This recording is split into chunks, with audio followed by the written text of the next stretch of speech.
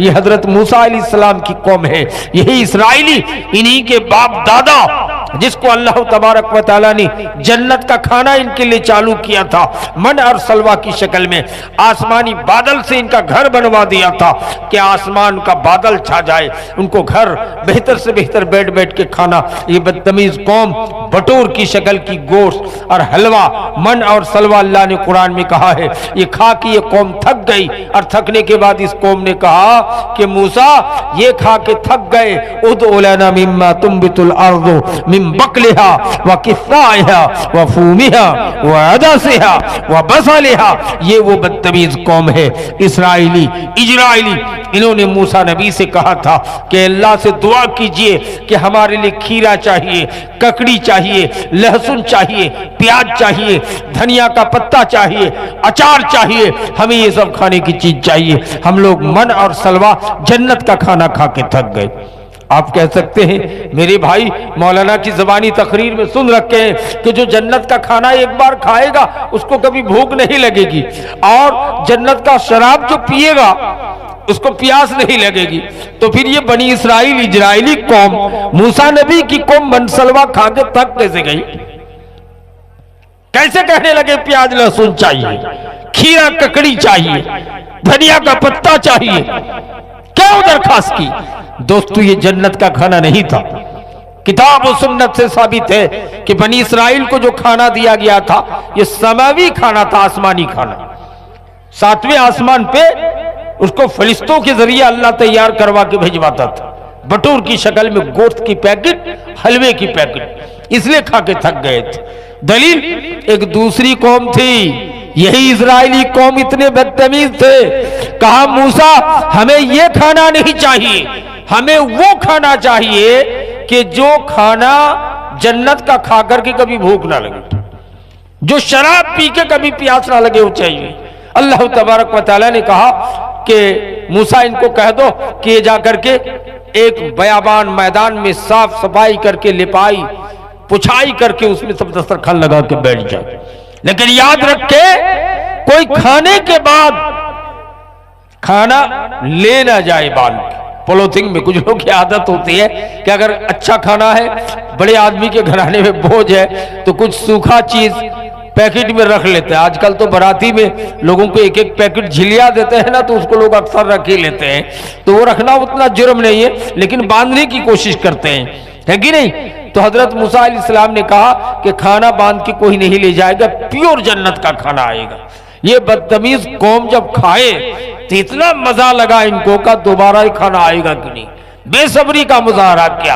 ये लोग खाते थे और चुपके से खाना, बड़े बड़े ऐसा कुर्ता पहन के गए जिसका कुर्ता का जेब या फुलपेन का जेब बड़ा बना के रखा था।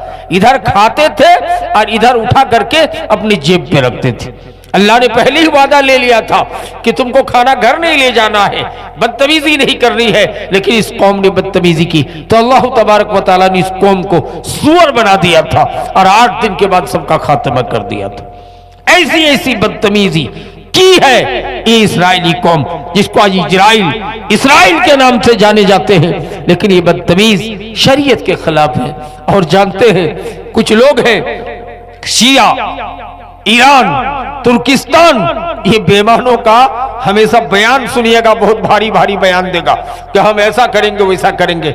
हालांकि आज तक एक फुट्टी कोड़ी फलस्तीनी मुसलमानों के लिए नहीं भेज सका है, न जानी न माली मदद किया है, लेकिन डींग हाँकता है। इससे पहले बर्मा म्यांमार के मुसलमानों की मदद की बात भी ये कही थी। ये मुजरिम लोग हैं, शिया लोग, और ये अपने शरीयत से, अपने मकसद से कभी हट नहीं सकते हैं। अभी पता है इन कौमों में, शिया कौमों में, ईरान और तुर्किस्तान में इस तरह से शराब को आम किया गया है कि औरत मर्द शराब पी के मस्त होकर के आज के मॉडर्न दौर में घूम रहे हैं। ऐसी बदतमीज कौम है, समझ रहे हैं? इनको हमेशा शरीयत के खिलाफ है। आज जाड़े का मौसम है, अहले हदीसों की मस्जिद में जोहर की आजान 12:15 बजे हो जाती है, 12:30 में भी पुकारते हैं। ये आजान सुन करके इनके कलेजे फट जाते हैं। जिस तरह शियों के कलेजे फटते हैं उस तरह हमारे बिदअती बरेली देवबंदी का भी कलेजा फटता है। कहते ये कोई नमाज का टाइम है, ये नमाज का ही टाइम नहीं हुआ। बताइए, असर की नमाज ले जाकर के 4 बजे पढ़ते हैं और उसके आधा घंटा 45 मिनट के बाद मगरिब की नमाज पढ़ते हैं, शरीयत के खिलाफ। नबी कायनात सल्लल्लाहु अलैहि वसल्लम से पूछा गया था कि सबसे बेहतरीन नमाज कौन है, तो आपने फरमाया था सलातु लिअव्वल वक्तिहा, नमाज सबसे पहले टाइम में पढ़ना सबसे उत्तम है। ये अलग बात है कि नमाज आखिर बीच के टाइम में पढ़ ले तो अलग बात है। जिब्रील अमीन ने नबी को नमाज पढ़ के तरीका सिखाया। पहले दिन फजर की नमाज अंधेरे में खत्म कर दिया, जोहर की नमाज 11:45 बजे खत्म कर दिया और असर की नमाज 3:15 बजे खत्म कर दिया। मगरिब की नमाज सूरज गुरूब होने के बाद फौरन पढ़ लिया। ईशा की नमाज 6:30 बजे पढ़ा दी। जिब्रील चले गए। दूसरे दिन आए, आकर के फजर की नमाज एकदम इस फार में पढ़ाए। जब थोड़ा अंधेरा और गलस खत्म होने के करीब तक पढ़ाया। जोहर की नमाज ले जाकर के 2:30-3 बजे पढ़ाया। असर की नमाज 3:45 बजे पढ़ाया। मगरिब की नमाज उसी टाइम पे पढ़ाई। ईशा की नमाज ले जाके 11:30 बजे रात को पढ़ाया। कहा नबी पहले दिन आपको अव्वले वक्त बता दिया और लास्ट दिन आखिर टाइम बता रहा हूं, यानी इस टाइम से इस टाइम, ये जोहर का टाइम है, ये फजर का टाइम है, ये असर का टाइम है, ये मगरिब का टाइम है, ये ईशा का टाइम है। आप सल्लल्लाहु अलैहि वसल्लम ने किसी जरूरत के पेशे नजर जमा बैन सलातैन, 2 नमाज इकट्ठा करके भी दिखाया। समझ रहे हैं, 2 नमाज जोहर और असर, मगरिब और ईशा, फजर किसी के साथ जमा नहीं होगा, लेकिन जमा बैन सलातैन हदीस से साबित है। लेकिन हमारे देवबंदी बरेली भाइयों को इस नमाज से कोई मतलब नहीं।